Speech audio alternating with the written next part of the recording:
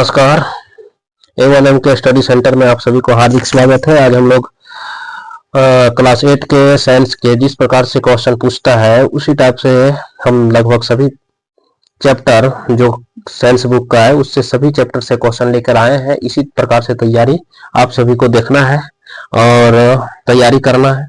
अगला दिन से हम लोग चैप्टर बाय चैप्टर से जो क्वेश्चन इंपॉर्टेंट पूछा जा चुका है और किस प्रकार से अगला क्वेश्चन अर्थात इस बार सेशन में पूछ सकता है वे सभी क्वेश्चन को हम लोग लेके आएंगे। चलो आज हम पहला क्वेश्चन स्टार्ट करते हैं। पहला क्वेश्चन जो है, सूक्ष्म जीव का निवास स्थान कहाँ है? तो सूक्ष्म जीव का निवास स्थान जो है, हमको शायद लगता है ब्रश लेने भूल गए हैं। सूक्ष्म जीव का निवास स्थान, सूक्ष्म जीव का निवास स्थान कहाँ है, इसके और पहले हम लोग चलते हैं। तो सूक्ष्म जीव समस्त स्थानों पर पाया जाता है, इसलिए इसका उपरयुक्त जवाब क्या हो जाएगा? उपरयुक्त सभी सभी हो जाएगा। ऑप्शन नंबर डी इसका सही जवाब हो जाएगा पहला का। दूसरा क्वेश्चन की ओर हम चले, निम्न में से कौन सा रोग मच्छर से फैलता है? तो मच्छर से फैलने वाला रोग कौन सा है? तो मलेरिया है। कौन होता है बाबू? मलेरिया। तो इसका सही जवाब क्या हो जाएगा? मलेरिया, जो ऑप्शन नंबर कितना में दिया हुआ है? ऑप्शन नंबर डी में दिया हुआ है। दूसरा क्वेश्चन का ऑप्शन नंबर डी हो जाएगा सही। अगला क्वेश्चन हम चलते हैं, बायोडीजल के निर्माण में कौन सी सूक्ष्म जीव सहायक होते हैं? तो बायोडीजल को बनाने में शैवाल मदद करते हैं। कौन मदद करते हैं? शैवाल। तो इसका सही जवाब हो जाएगा ऑप्शन नंबर सी।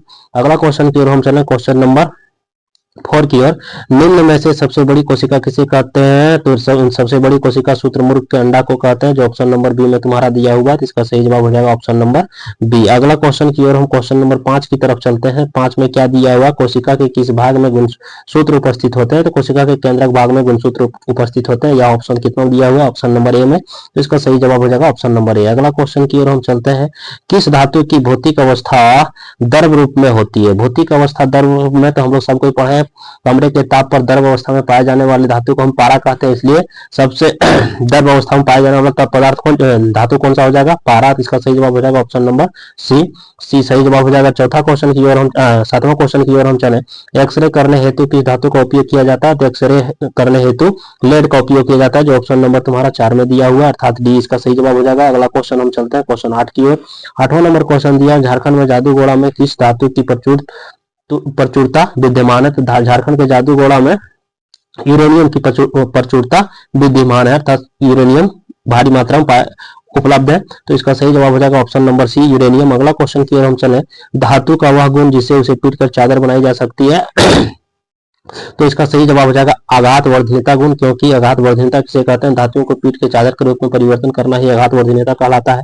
तो इसलिए धातु का आघात वर्धनीयता के गुण के हम उसे चादर के रूप में परिवर्तन कर सकते हैं, इसलिए इसका सही जवाब क्या जाएगा? Option number C. अगला क्वेश्चन हम चलते हैं क्वेश्चन नंबर 10 की ओर। 10 में दिया है, इनमें से ऊष्मा की सबसे कम कुचालक धातु कौन सी है? सबसे कम कुचालक धातु क्या हो जाएगा? तो ऑप्शन नंबर बी हो जाएगा पारा।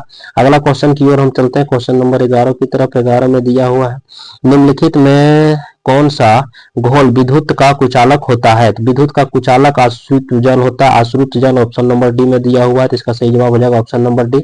अगला क्वेश्चन हम चलते हैं 12 की तरफ, किसी धातु पर एचिड धातु की परत निक्षेपित करने की प्रक्रिया क्या कहलाती है? जब हम किसी धातु पर किसी अन्य धातु का परत चढ़ाते हैं तो उसे हम विद्युत लेपन कहते हैं। क्या कहते हैं? विद्युत लेपन। तो इसका सही जवाब क्या आ जाएगा? ऑप्शन नंबर ए इसका सही जवाब हो जाएगा। अगला क्वेश्चन की ओर हम चले, क्वेश्चन नंबर 13 की ओर। 13 में क्या दिया हुआ है? 13 में दिया हुआ है, निम्नलिखित में से किसमें आंतरिक निषेचन होता है? तो आंतरिक निषेचन में मुख्य रूप से नर और मादा दो जनन भाग लेते हैं। तो क्या मछली में नहीं होता है? मेढक में, स्टारफिश? इसमें सही जवाब हो जाएगा मुर्गी, ऑप्शन नंबर जो डी में दिया हुआ है, क्योंकि इसमें मुर्गा और मुर्गी निषेचन के फलस्वरूप नया मुर्गा या मुर्गी का संतति उत्पन्न करते हैं। अगला क्वेश्चन हम जाते हैं 14 नंबर क्वेश्चन की ओर। 14 नंबर में दिया हुआ, हाइड्रा में जनन किस विधि द्वारा होता है? तो हाइड्रा में जनन मुकुलन विधि द्वारा होता है, जो ऑप्शन नंबर कहाँ दिया हुआ है? बी में। तो इसका सही जवाब हो जाएगा ऑप्शन नंबर बी। अगला क्वेश्चन की ओर हम चले, क्वेश्चन नंबर 15 की ओर। पृथ्वी की सतह से ऊंचाई के बढ़ने के साथ साथ वायुमंडलीय दाब क्या होती है? जब हम ऊंचे स्थान पर पृथ्वी की सतह से ऊपर उठते हैं तो वायुमंडलीय दाब घटती है, इसलिए इसका सही जवाब हो जाएगा ऑप्शन नंबर ए। क्या हो जाएगा बाबू? ऑप्शन नंबर ए हो जाएगा इसका सही जवाब। अगला क्वेश्चन की ओर चलते हैं, दाब का एसआई मात्रक क्या होता है? तो दाब का एसआई मात्रक पास्कल भी होता है, इसमें एक ऑप्शन और दिया हुआ है न्यूटन प्रति वर्ग मीटर। तो इसका सही जवाब हो जाएगा ऑप्शन नंबर सी, क्योंकि दोनों होता है, पास्कल भी होता है और न्यूटन प्रति न्यूटन प्रति वर्ग मीटर भी होता है। तो इसका ऑप्शन नंबर सी हो जाएगा सही जवाब। अगला क्वेश्चन हम चलते हैं क्वेश्चन नंबर 17 की ओर। निम्नलिखित बलों में कौन सा संकृत बल होता है? संकृत बल अर्थात घर्षण बल कौन संकृत बल कहते हैं? तो इसका ऑप्शन नंबर डी हो जाएगा सही जवाब। अगला क्वेश्चन की ओर हम चलते हैं। निम्नलिखित में से कौन सा पदार्थ अदहनशील है? वैसे पदार्थ जिसे हम जला नहीं सकते वह कौन सा पदार्थ है? लकड़ी को जला सकते हैं, कोयला को जला सकते हैं, पेट्रोलियम को जल सकता है। तो इसमें सही जवाब हो जाएगा पत्थर। पत्थर को क्या जला सकता है? नहीं। इसका सही जवाब हो जाएगा ऑप्शन नंबर डी। अगला क्वेश्चन हम चलते हैं क्वेश्चन नंबर 20 की ओर। क्वेश्चन नंबर 20 की ओर। 20 में क्या दिया है? किसी पदार्थ के दहन का पोषक कौन सी होता है? कोई पदार्थ तब जलता है किस चीज के उपलब्ध रहने पर किसी पदार्थ जलता है? तो वह क्या है? ऑक्सीजन। बिना ऑक्सीजन के कोई पदार्थ को जलाया नहीं जा सकता है। तो इसका सही जवाब क्या हो जाएगा? Option number C. अगला क्वेश्चन की ओर हम चलते हैं। क्वेश्चन नंबर 20 में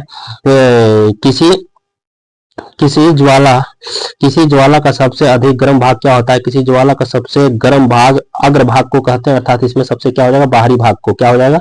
सबसे बाहरी भाग। ऑप्शन नंबर ए में दिया हुआ है, इसका सही जवाब हो जाएगा ऑप्शन नंबर ए, सबसे बाहरी भाग। अगला क्वेश्चन चलते हैं। निम्नलिखित में से कौन दो गुणसूत्र मिलकर नर शिशु के रूप में विकसित होता है? जब एक्स और वाई गुणसूत्र मिलता है तो नर शिशु के रूप में विकसित होता है, इसलिए इसका सही जवाब क्या हो जाएगा? Option number B. अगला क्वेश्चन की ओर हम चलते हैं। Question number 22। विश्व एड्स दिवस कब मनाया जाता है? तो 1 दिसंबर को मनाया जाता है। इसका ऑप्शन नंबर 1 दिसंबर कहाँ दिया हुआ है? ऑप्शन नंबर सी में। तो इसका सही जवाब हो जाएगा ऑप्शन नंबर सी। अगला क्वेश्चन हम पढ़ते हैं। स्त्री में होने वाली मासिक स्राव की समान अवधि कितना होती है? तो 28 दिन होता है। तो इसका सही जवाब हो जाएगा डी। अगला क्वेश्चन की ओर हम चले तो अगला क्वेश्चन नंबर 24। क्वेश्चन नंबर 24 में समतल दर्पण से बने प्रतिबिंब क्या होता है? तो आभासी एवं सीधा होता है। आभासी कहाँ दिया हुआ है? तो ऑप्शन नंबर ए में दिया हुआ है। तो इसका सही जवाब हो जाएगा ऑप्शन नंबर ए। अगला क्वेश्चन की ओर हम चलते हैं। क्वेश्चन नंबर 25 की ओर। वह यंत्र जो दृष्टि रेखा पर नहीं रहने वाले वस्तुओं को भी देख सकता है उसे पेरिस्कोप कहते हैं। क्या कहते हैं? उसे पेरिस्कोप कहते हैं। Option number A. अगला क्वेश्चन है। आंख में प्रवेश करने वाली प्रकाश की किरणों को कौन नियंत्रित करता है? तो आंख में प्रवेश करने वाली प्रकाश की किरणों को पुतली नियंत्रण करता है। कौन नियंत्रण करता है?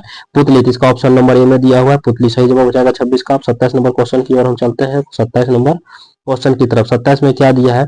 वर्षा ऋतु में बोए जाने वाले वाली एवं अक्टूबर से दिसंबर में फसल की कटाई होने वाली फसल को क्या कहते हैं? तो जो वर्षा ऋतु में बोते हैं उसे खरीफ फसल कहते हैं। जैसे धान हो गया, मक्का हो गया। तो इसका सही जवाब हो जाएगा ऑप्शन नंबर बी। क्या हो जाएगा? खरीफ फसल। क्या हो जाएगा? खरीफ फसल, जिसका कटाई क्या हो जाता है? अक्टूबर से दिसंबर के बीच में से काट लिया जाता है। अगला क्वेश्चन हम 28 की ओर चले। स्वपोषी का एक उदाहरण दे। स्वपोषी किसे कहेंगे? वैसे पोषण जो अपना भोजन स्वतः बनाता हो उसे स्वपोषी पोषण के अंतर्गत रखेंगे। तो इसमें गाय, बकरी, चलता इस सब तीनों गलत है। इसका सही जवाब हो जाएगा अमरूद का पौधा। अमरूद का पौधा क्योंकि प्रकाश संश्लेषण के उपलब्धता में वायुमंडल से CO2 प्राप्त करके अपना भोजन स्वयं बनाता है। तो इसका ऑप्शन नंबर क्या हो जाएगा? डी हो जाएगा सही जवाब। अगला क्वेश्चन की ओर चलते हैं। क्वेश्चन नंबर 29 की तरफ। 29 में क्या दिया है?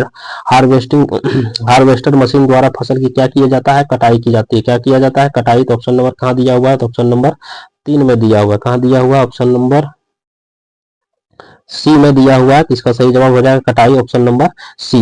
अगला क्वेश्चन की ओर हम चलें। क्वेश्चन नंबर 30 की ओर। बड़े शहरों में रात्रि में चांद, तारे, ग्रह वगैरह क्यों नहीं दिखाई देते? क्योंकि वहां प्रदूषण अधिक होता है, क्योंकि कल कारखाने, वाहनों की चलने की जनसंख्या अधिक होती है, जिन कारणों से हमें आसमान साफ साफ दिखाई नहीं देता। इसका सही जवाब हो जाएगा option number C. Option number C सही जवाब। अगला क्वेश्चन हम चलते हैं। सबसे दूर ग्रह कौन सा है? सबसे दूर ग्रह कौन सी है? नेपच्यून ग्रह है। तो नेपच्यून, इसका ऑप्शन नंबर ए हो जाएगा सही। अगला क्वेश्चन की ओर हम चलें। क्वेश्चन नंबर 32 की ओर। 32 में खगोलीय पिंड की दूरी को किस इकाई में मापा जाता है? खगोलीय पिंड के इकाई को प्रकाश वर्ष के रूप इकाई में मापा जाता है। प्रकाश वर्ष किससे कहते हैं? एक वर्ष में तय की गई प्रकाश के चाल को ही प्रकाश वर्ष कहते हैं। मतलब एक साल में जितना दूरी प्रकाश तय करता है उसे हम एक प्रकाश वर्ष कहते हैं। तो इसका सही जवाब क्या हो जाएगा? प्रकाश वर्ष। अगला क्वेश्चन। किसी घर्षण की आक्षेप सर्पी घर्षण कम होता है। क्या होता है? क्या होता है? स्थैतिक घर्षण। कौन घर्षण कम होता है? स्थैतिक घर्षण कम होता है। इसका ऑप्शन नंबर ए हो जाएगा सही जवाब। अगला क्वेश्चन की ओर हम चलते हैं। क्वेश्चन नंबर 34 के तरफ। तरल में गति करने वाले वस्तुओं को उचित आकार देकर घर्षण को कब किया जा सकता है? कैसा आकार? अधिक, कम या समाप्त? तो इसका सही जवाब हो जाएगा कम। क्या हो जाएगा? कम हो जाएगा। अगला क्वेश्चन की ओर हम चलते हैं। अगला क्वेश्चन क्या लिखा है एक बार फिर से पढ़ें। तरल में गति करने वाले वस्तुओं को उचित आकार देकर घर्षण बल प्रयास किया जा सकता है कम आकार, जैसे पानी में चलने वाला नाव का मुंह पतला होता है ताकि घर्षण कम करे, उसे हम चौकोर बना देंगे तो क्या घर्षण अधिक हो जाएगा, उसका गति कम हो जाएगा, इसलिए इसका सही जवाब हो जाएगा कम। चलो अगला क्वेश्चन की ओर हम चलते हैं, क्वेश्चन नंबर 35 की तरफ। किसके तरफ? 35। किस आकृति की वस्तु पर तरल घर्षण कम होता है? तो नौका अर्थात इसका नौकार, नाव देखना उसका क्या होता है, घर्षण कम होता है, इसका सही जवाब हो जाएगा नौकाकार। सही जवाब ऑप्शन नंबर सी। अगला क्वेश्चन की ओर हम चलते हैं, क्वेश्चन नंबर 36 की तरफ। 36 में दिया है प्रथम पूर्ण रूप से संश्लेषित रेशा किसे कहा जा सकता है? तो नायलॉन को। कौन है पूर्ण रूप से संश्लेषित रेशा? नायलॉन। इसका सही जवाब ऑप्शन नंबर बी हो जाएगा। क्वेश्चन नंबर 37 की ओर चलते हैं। निम्न में से किस धागे की मजबूती सबसे अधिक होती है? तो नायलॉन का ही सबसे अधिक मजबूत होता है। किताब में पढ़ा होगा, पर्वतारोहियों भी इसका इस्तेमाल करते हैं, इसलिए सबसे मजबूत क्या है? नायलॉन के रेशे होते हैं। नायलॉन क्या है? एक प्रकार की कृत्रिम रेशा है। अगला क्वेश्चन पढ़ते हैं, दमकल कर्मचारी के कपड़ों पर किस प्रकार की परत चढ़ाई जाती है? तो मेलामाइट की परत चढ़ाई जाती है, तो इसका सही जवाब हो जाएगा ऑप्शन नंबर ए। अगला क्वेश्चन हम लोग चलते हैं, क्वेश्चन नंबर 39 की तरफ। 39 में क्या दिया? ध्वनि की प्रबलता किस कारक पर निर्भर करता है? तो ध्वनि की प्रबलता जो है आयमों पर निर्भर करता है। किस पर? आयम पर। ध्वनि की प्रबलता आयम पर निर्भर करता है। ध्वनि की प्रबलता घटाने के लिए हमें ध्वनि के कंपनों को क्या करना पड़ेगा? तो आयमों को कम करना पड़ेगा। तो ऑप्शन नंबर तो 3 में नहीं, आगे बढ़ाते हैं, देखते हैं कहाँ है। ऑप्शन नंबर 4 इसका सही जवाब हो जाएगा। क्या हो जाएगा? 4 का आयमों को घटाना होगा। ऑप्शन नंबर डी इसका सही जवाब। अगला क्वेश्चन की ओर हम लोग चलते हैं, क्वेश्चन नंबर 41 की ओर। 41 में दिया हुआ प्रस्राव ध्वनि के कंपन की आवृत्ति होती है 20,000 हर्ट्ज होता है, जो ऑप्शन नंबर कहाँ दिया हुआ है? ऑप्शन नंबर 3 में दिया हुआ है। इसका सही जवाब हो जाएगा ऑप्शन नंबर 3। रिक्टर पैमाने पर किस तीव्रता वाले भूकंप को विनाशकारी माना जाता है? 7 या 7 से अधिक तीव्रता वाले भूकंप को विनाशकारी माना जाता है। क्वेश्चन नंबर 42 हुआ। आज के लिए 42 क्वेश्चन ही काफी है।